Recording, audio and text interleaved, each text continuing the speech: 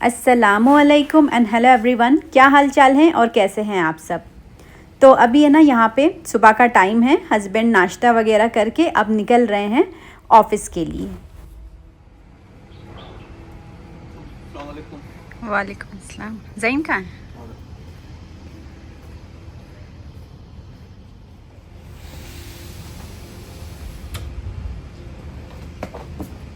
वालेकुम अस्सलाम। और यहाँ पे ना ज़ईम भी रेडी हो गया है, लेकिन यूनिवर्सिटी जाने के लिए नहीं, ऑफ़िस जाने के लिए। दुबई में आप लोगों को पता है कि समर वेकेशन चल रही हैं और अब तो मतलब एकदम छुट्टियाँ ख़त्म ही होने वाली हैं। लेकिन ये पूरी 2 महीने की छुट्टी जो है ना ज़ईम की बहुत अच्छी गुजरी, क्योंकि वो इनके साथ है ना ऑफ़िस जाता था। 2 महीना एक अच्छा खासा टाइम होता है इंसान को कुछ सीखने के लिए। तो हमने डिसाइड किया ज़ईम इनके साथ 2 महीने ऑफ़िस जाएगा।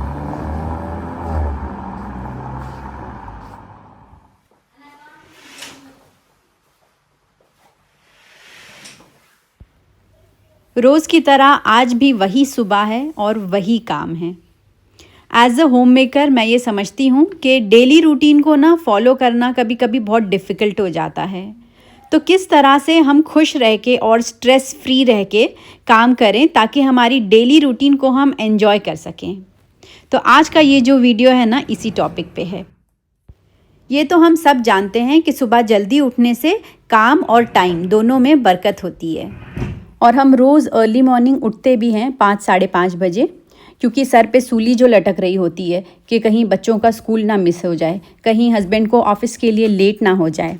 लेकिन आपने नोटिस किया होगा कि अक्सर ऐसा होता है कि इतने सवेरे उठने के बाद भी हमारे दिन के काम कंप्लीट नहीं होते हैं और हमें बहुत ही ज़्यादा बोरियत होती है काम करने में। कभी आपने सोचा है ऐसा क्यों? वो इसलिए कि हमारे सुबह उठने का टाइम तो फिक्स्ड है, लेकिन हमारे रात में सोने का टाइम फिक्स्ड है ही नहीं।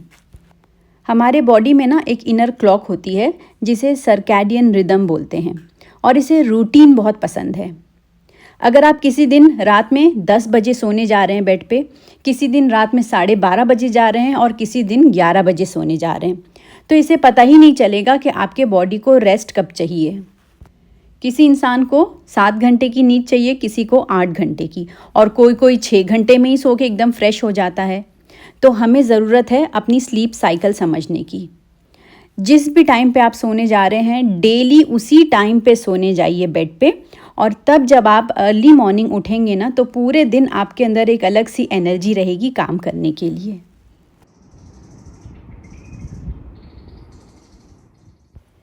दिन की शुरुआत जब आप करते हैं तो आपके पास एक क्लियर प्लान होना चाहिए कि आपको कौन कौन से काम आज पूरे दिन में निपटाना है।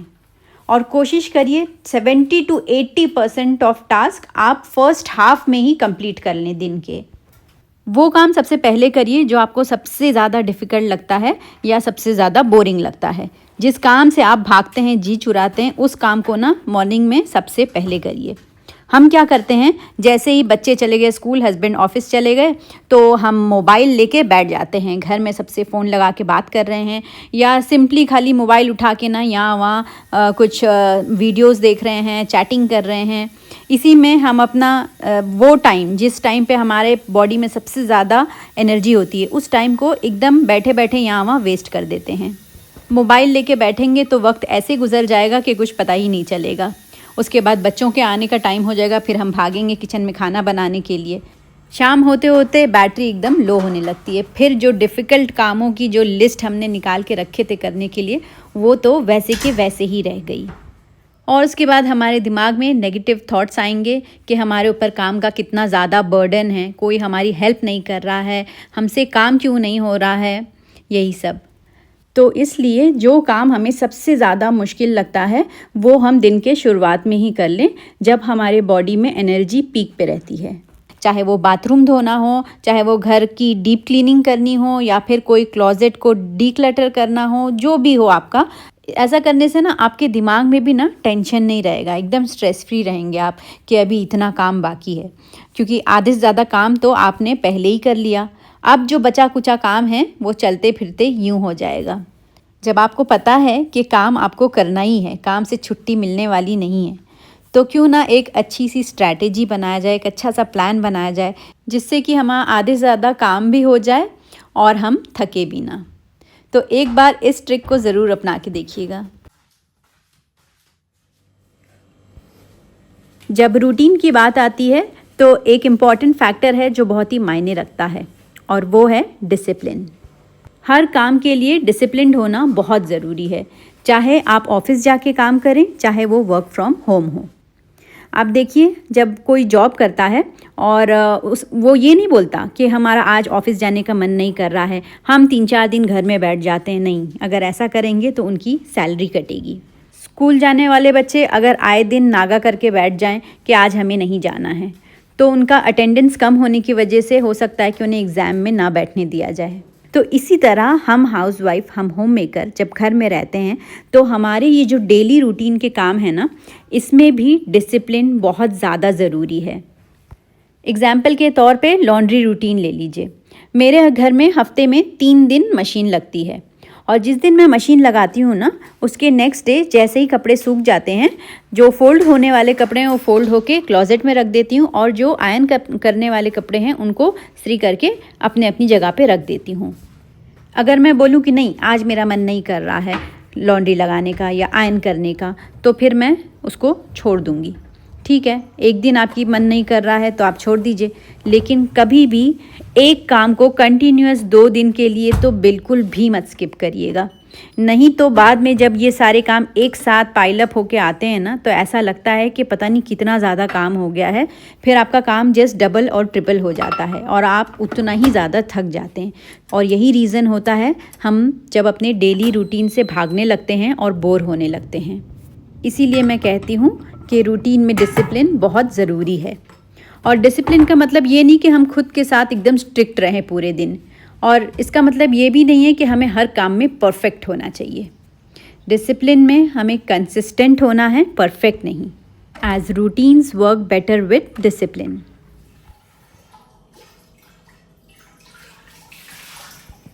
कभी कभी एज अ हाउसवाइफ हम ये सोचते हैं कि हम कुछ कमाते नहीं हैं तो हमारा टाइम उतना वैल्यूएबल नहीं है, और इसीलिए हम अपने डेली रूटीन को सीरियसली नहीं लेते। लेकिन सच ये है कि हमें अपनी सोच का नज़रिया बदलना होगा। सोचिए, एक कंपनी को चलाने के लिए कितने सारे लोग अपॉइंट किए जाते हैं। एक क्लीनर होता है जो पूरी कंपनी क्लीन करता है, और एक अकाउंटेंट होता है, एक सीए होता है, ऑफिस बॉय होता है चाय पिलाने के लिए, मैनेजर होता है, एचओडी होता है। इतने सारे लोग अपॉइंट होते हैं तब जाके एक कंपनी चलती है। लेकिन हमारा घर ये एक छोटी सी कंपनी की तरह है जिसे हम अकेले चलाते हैं। जब हस्बैंड सुबह ऑफिस के लिए रेडी होके निकल जाते हैं तो उन्हें टेंशन नहीं रहती है इस बात की कि उनके पीछे उनके बच्चों का, उनके घर का क्या होगा। उनके एब्सेंस में बच्चों की सेफ्टी का पूरा ख्याल रखते हैं हम। किचन में होते हुए भी दिमाग बच्चों में ही लगा रहता है कि पता नहीं बच्चे क्या कर रहे होंगे। बच्चा अगर पढ़ रहा है तो उसे कौन से ट्यूशन में हमें डालना चाहिए जो उनके लिए बेस्ट होगा, कुरान क्लासेस कहाँ ली जाए जिससे कि उनको फ़ायदा मिले, और ऐसी बहुत सारी एक्टिविटीज़ होती हैं बच्चों से रिलेटेड। तो ये सारी चीज़ जो है ना, वो हम डिसाइड करते हैं, हम रिसर्च करके पता करते हैं कि क्या चीज़ बच्चों के लिए बेस्ट होगी। ये सब चीज़ से हस्बैंड को कोई मतलब नहीं होता है। वो तो जब थक के आते हैं तो उन्हें एक साफ़ सुथरा घर मिलता है, ताज़ा पका हुआ खाना बिल्कुल रेडी मिलता है, बच्चे उनके खुश रहते हैं, और ये सब सिर्फ हमारी प्लानिंग और स्ट्रैटेजी का रिज़ल्ट है। अब देखिए ना, ये जो क्लिप आप देख रहे हैं यहाँ पे है ना, मैं मीठा बना रही हूँ। असल में कल है ना, हस्बैंड ने अपने ऑफिस से कुछ लोगों को, फैमिलीज़ को दावत पे बुलाए हैं। तो मतलब मैं ना वीडियो भी शूट कर रही थी यूट्यूब के लिए, और साथ ही साथ ना दावत की भी तैयारी कर रही थी। मीठे में मैं आज गजरेला बना रही हूँ। कहने का मतलब ये है कि हस्बैंड तो बस इतना बता दिए कि कल दावत देनी है, इतने इतने लोग आएंगे। अब दावत की जो पूरी प्लानिंग है वो सब हम अकेले करते हैं। डेट डिसाइड करना कि किस दिन दावत रखी जाए जिससे सबके लिए आसानी हो, मेन्यू क्या होगा, क्या क्या पकेगा, घर में सामान है कि नहीं है, जो भी डिश बननी है उनका सारा लिस्ट बना के ग्रॉसरी जाओ, पूरा सामान लेके आओ, उसको घर में आके प्रॉपरली अरेंज करो। फिर उसके बाद सारी डिशेस प्लान करके बनाओ। वो भी ऐसे बनाना है कि दावत के दिन हम खुद भी ना थक जाएं। कुछ डिशेस पहले बनाएंगे और कुछ डिशेस जो हैं वो दावत के दिन। तो इस तरह से एक पूरी प्लानिंग के साथ ना एक सक्सेसफुल दावत होती है। और ये पूरी प्लानिंग, पूरी स्ट्रैटेजी किसकी होती है? एक होम मेकर की। होम मेकिंग एक फुल टाइम जॉब है और हम अपने घर की सीईओ हैं। भले ही हम पैसा कैश में अर्न नहीं कर रहे हों, लेकिन हम अर्न कर रहे हैं मेमोरीज़, वो प्यार और वो लाइफ जो हम अपने फैमिली के लिए बना रहे हैं, वो प्राइसलेस है। इसलिए अपने काम को वैल्यू दीजिए, अपने टाइम को रिस्पेक्ट कीजिए। जब हम रिस्पेक्ट करेंगे अपने टाइम को, तभी हमारे बच्चे टाइम को रिस्पेक्ट करना सीखेंगे। और याद रखिए कि एक हैप्पी होम हमेशा एक हैप्पी सीईओ से ही शुरू होता है। तो देखिए यहाँ बातों बातों में मेरा मीठा भी बिल्कुल दावत के लिए बन के रेडी हो गया है। घर संभालना, खाना बनाना, बच्चों की पढ़ाई देखना, गेस्ट को अटेंड करना, एक होम मेकर सुबह से रात तक बिज़ी होती है। इस बिज़ी रूटीन में एक चीज़ है जो हम अक्सर भूल जाते हैं, और वो है मी टाइम।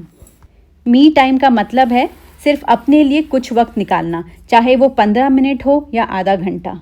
ये ज़रूरी है क्योंकि हम भी इंसान हैं, मशीन नहीं।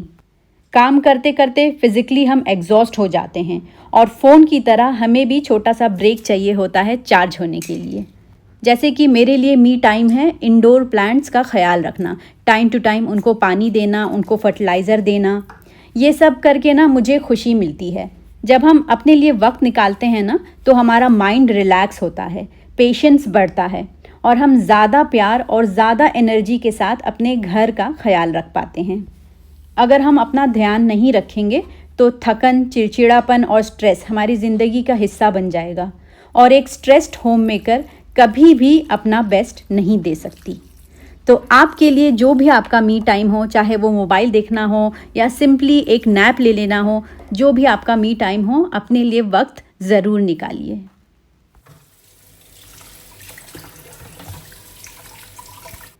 अच्छा, जैसे कि मैंने आप लोगों को बताई कि कल हमारे घर में दावत है, तो दावत के लिए ना यहाँ पे मैं एक ड्रिंक तैयार कर रही हूँ गेस्ट के लिए, जो है आम पन्ना।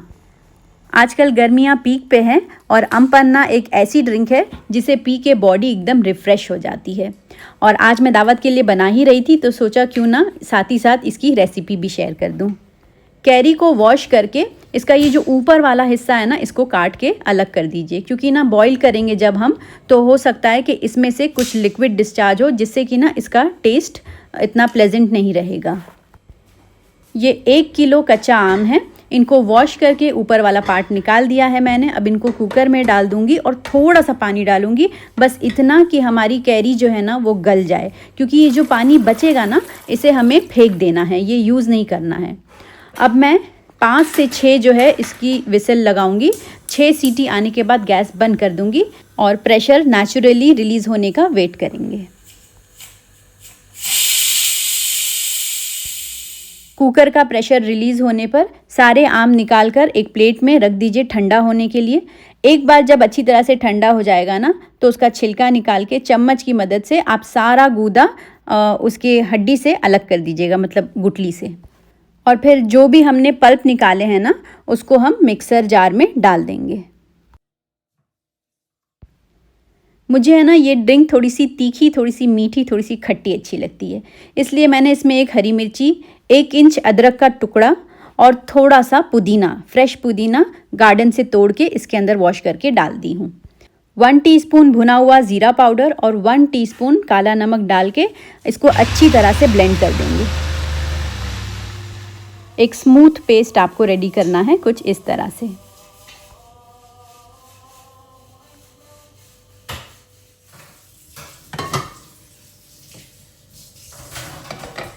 फलक्स के stainless steel try ply honeycomb pattern with ceramic coating के पॉट में मैंने आधा किलो शक्कर ली हूँ, और इतना पानी लेना है कि शक्कर जो है ना वो बस डूब जाए, बहुत ज़्यादा पानी ऐड नहीं करना है। एक बार इसको अच्छी तरह से हम मिक्स कर लेंगे। जब शक्कर डिज़ोल्व हो जाएगी, तब इसके अंदर है ना हम 1 लेमू डालेंगे, लेमू का जूस, और वो इसलिए कि कहीं शुगर क्रिस्टलाइज ना हो जाए। इस शीरे का ना कोई 1 तार 2 तार ऐसे नहीं देखना है, 3 मिनट आप पका लीजिए, बस इतना ही हमें शीरे की कंसिस्टेंसी चाहिए। उसके बाद जो मिक्सर ग्राइंडर में हमने पल्प पीस के रखे थे पुदीना वगैरह के साथ, उसको है ना हम एक छन्नी लेंगे, पॉट पे रख के बारीक वाले स्ट्रेनर में छान लेंगे, जस्ट इन केस कि अगर उसके अंदर कोई रेशा वगैरह रह गया है तो पीने में ना वो इतना अच्छा नहीं लगता है। इसलिए एक बार इसको अच्छी तरह से छान लीजिए। टाइम देख के 5 मिनट के लिए इसको मीडियम फ्लेम पे पका लीजिएगा और उसके बाद गैस बंद कर दीजिए। तो ये आपका आम पन्ना का कॉन्सेंट्रेट बिल्कुल रेडी है।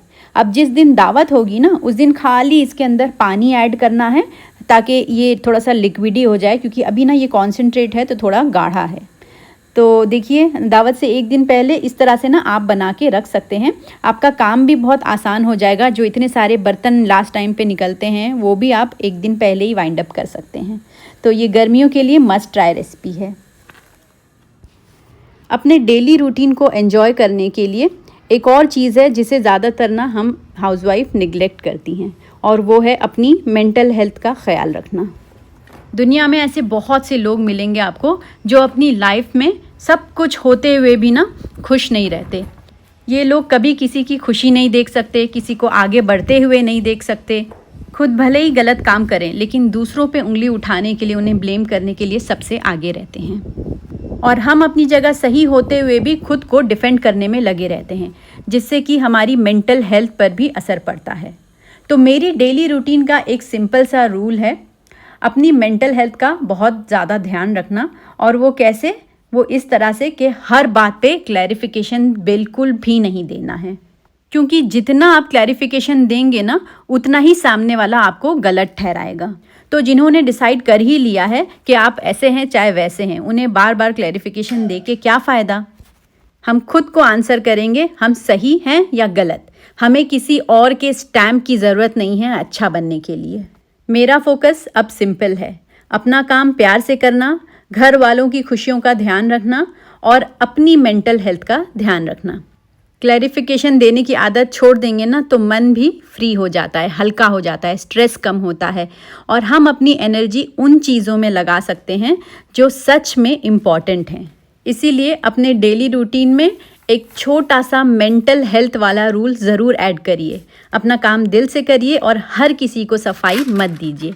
खुश रहना भी एक रिस्पॉन्सिबिलिटी है, अपने लिए और अपने घर के लिए। इस व्लॉग में मैंने उन पॉइंट्स को कवर करने की कोशिश करी हूँ जिन्हें ज़्यादातर हम नज़रअंदाज कर देते हैं। टाइम टू टाइम एक होम मेकर को भी ना मोटिवेशन की बहुत ज़रूरत होती है। आई होप कि आज का व्लॉग आपको पसंद आया होगा।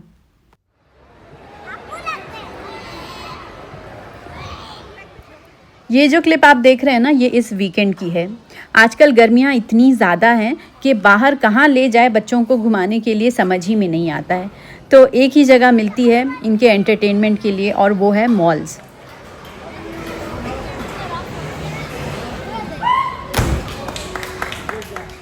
हम आए थे दुबई हिल्स एडवेंचर पार्क में। यहाँ पे बच्चों के लिए बहुत सारी एक्टिविटीज़ हैं।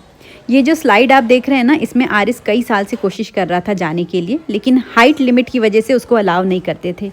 फाइनली आरिस की इतनी हाइट हो गई है कि वो इसमें जा पाए और वो बहुत ज़्यादा एक्साइटेड है। आरिस